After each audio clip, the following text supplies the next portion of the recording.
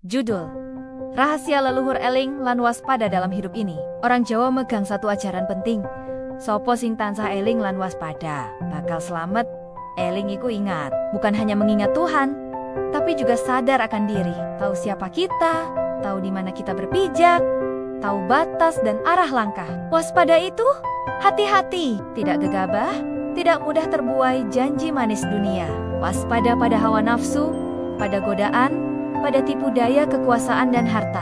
Karena hidup bukan tentang siapa yang paling cepat, tapi siapa yang paling sadar. Bukan soal siapa yang paling tinggi, tapi siapa yang paling kuat bertahan dalam badai. Maka orang tua-tua dulu sering berkata, ojo sembrono, elinga lan waspada.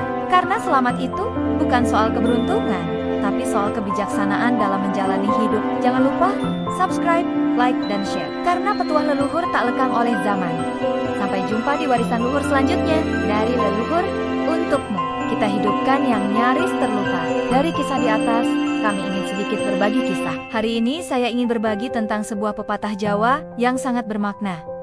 Iling lan waspada, atau dalam bahasa Indonesia berarti ingat dan waspada.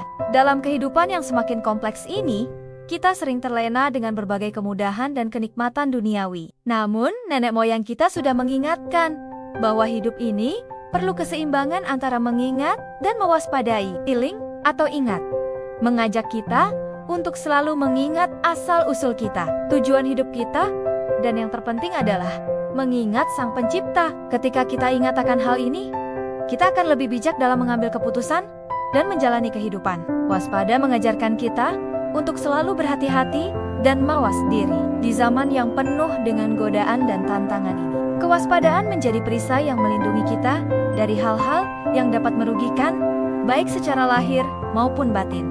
Bayangkan ketika kita sedang menyetir kendaraan, iling membuat kita ingat akan tanggung jawab keselamatan. Sedangkan waspada membuat kita selalu siaga menghadapi berbagai situasi di jalan. Keduanya sama pentingnya dan saling melengkapi.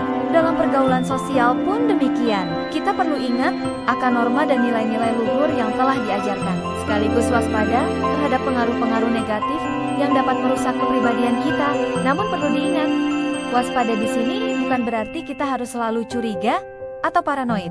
Justru dengan iling lan waspada, kita dapat menjalani hidup dengan lebih tenang karena kita tahu batasan-batasan yang perlu dijaga. Sebagai contoh dalam penggunaan media sosial, kita perlu ingat bahwa setiap postingan kita memiliki dampak, maka kita perlu waspada dalam memilih konten yang kita bagikan. Ini bukan membatasi kreativitas, tapi justru membuat kita lebih bijak dalam bermedsos. Di tengah pandemi yang masih berlangsung pun, iling lan waspada sangat relevan.